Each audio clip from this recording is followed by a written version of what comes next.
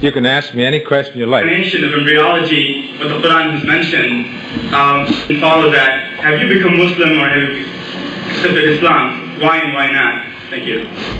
That's the question I've been asked, of course, hundreds of times, and it's a very logical question. And I'll give you the same answer that I gave in Saudi Arabia, that I gave in Toronto, that I gave in Sudbury a couple of weeks ago, and that I give anywhere I go.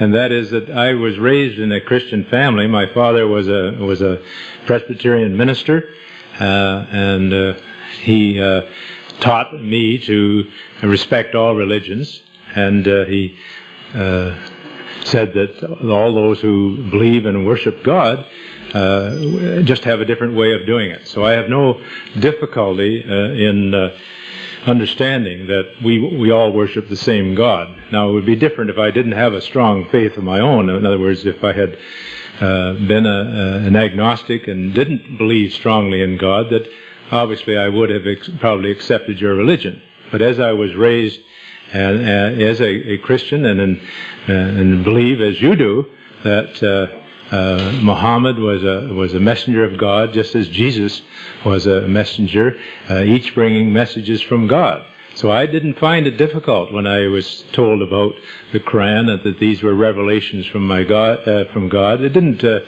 wasn't difficult for me, because my own father made it very clear to me that he was called by God to be a minister, to go and talk about God to the people. So in an indirect way, maybe God is telling me that this is the right thing for me to do, to help explain your holy book to you. Now, your scientific colleagues can do this just as well as I can if they have an understanding of embryology.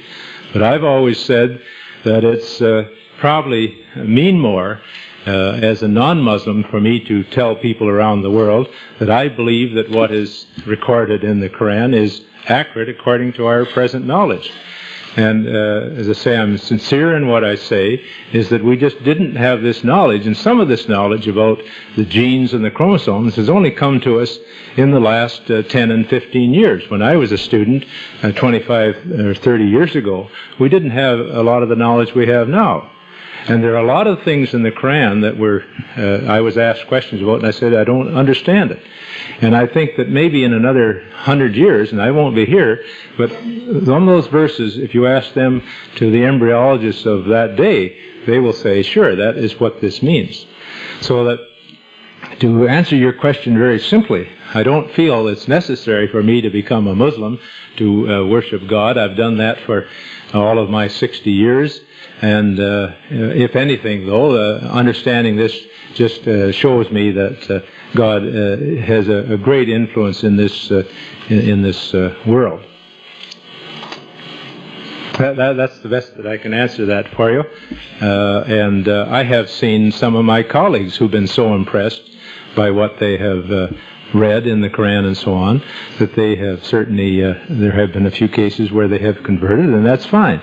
And if I'm ever so motivated, I would do the same. But I have a strong belief. It just happens to be a little different way of worshiping God than yours, but we're all worshiping the same God, I like to think, and that if we can work together, we'll have a much happier world. Thank you.